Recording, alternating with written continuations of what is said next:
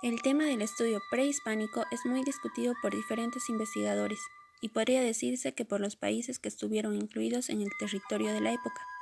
Con el pasar de los años se fue distorsionando los límites o fronteras y se fue dando diferente énfasis a cada cultura según convenía a cada país. Por ejemplo, Bolivia puso más interés a la cultura tiwanaku y Perú a los incas. Pero ¿cómo es que surgieron estas culturas? ¿Dónde se dio el origen de la población americana?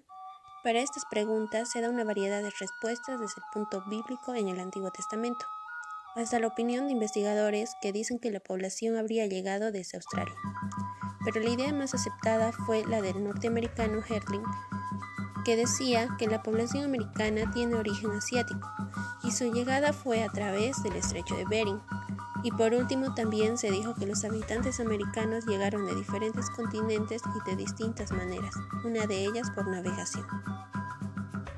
La época conocida como arcaico se desarrolló aproximadamente entre 11.000 y 4.000 antes del presente, es decir, 9.000 y 2.000 años antes de Cristo. Las investigaciones sobre estas etapas no son muchas dentro del campo arqueológico y dentro de Bolivia son aún más escasas.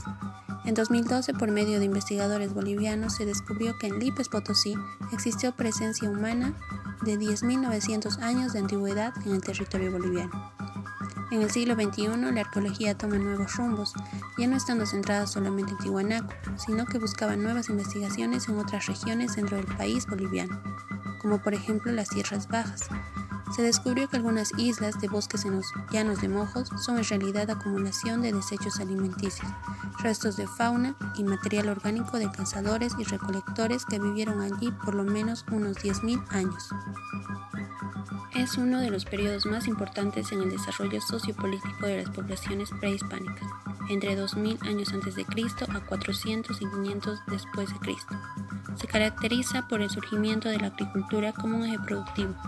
Otra característica es la aparición de la alfarería, la construcción de villas o poblaciones permanentes, el surgimiento de tradiciones religiosas y rituales, que luego esto marcaría la identidad de los pueblos andinos.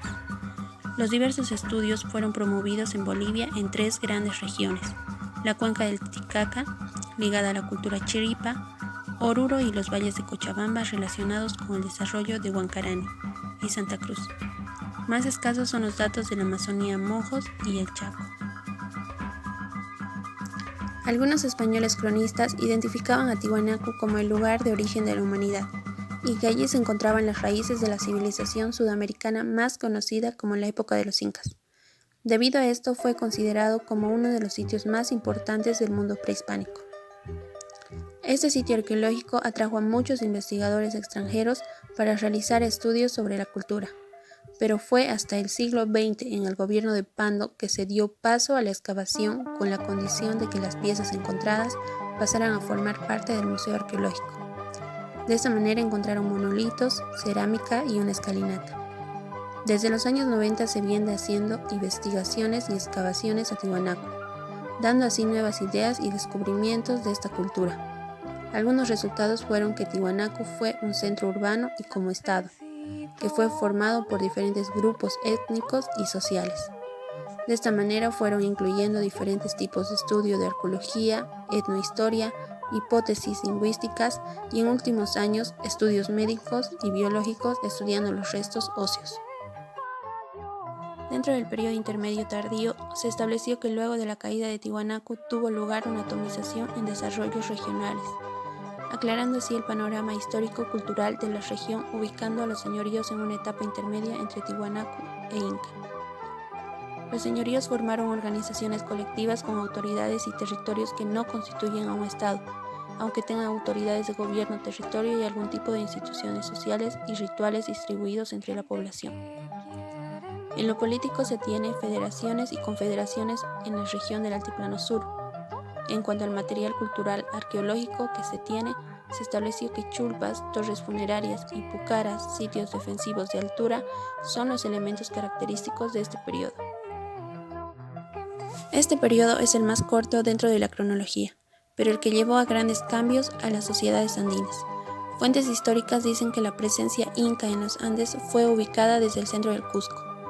Los incas justificaron su dominio apoyándose en los mitos de origen que difunden su origen divino. En consecuencia, establecieron una jerarquización social muy estricta, diferenciando a las élites del resto de la población. Uno de sus rituales religiosos se centraba en un culto solar, pero que reconocía divinidades locales e incluso ocultas de la élite.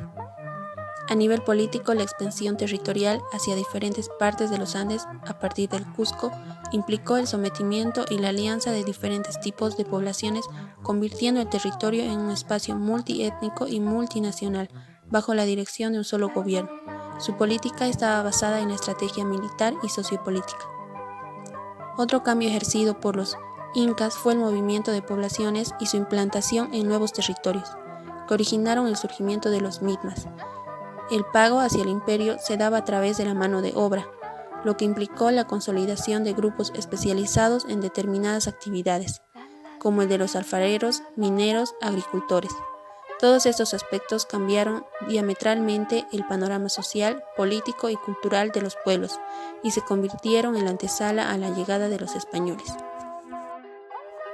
En el llamado Codo de los Andes, a 1920 metros sobre el nivel del mar en la provincia Florida del departamento de Santa Cruz, está ubicada la mayor obra ceremonial de arte rupestre de América Latina y el mundo.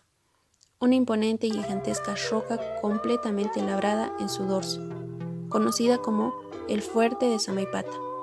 Este sitio evidencia varias fases de ocupación pre-incaicas, de probable origen amazónico, y que se remontan al menos hacia 1000 años después de Cristo, 2 fases incas e incluso una fase española.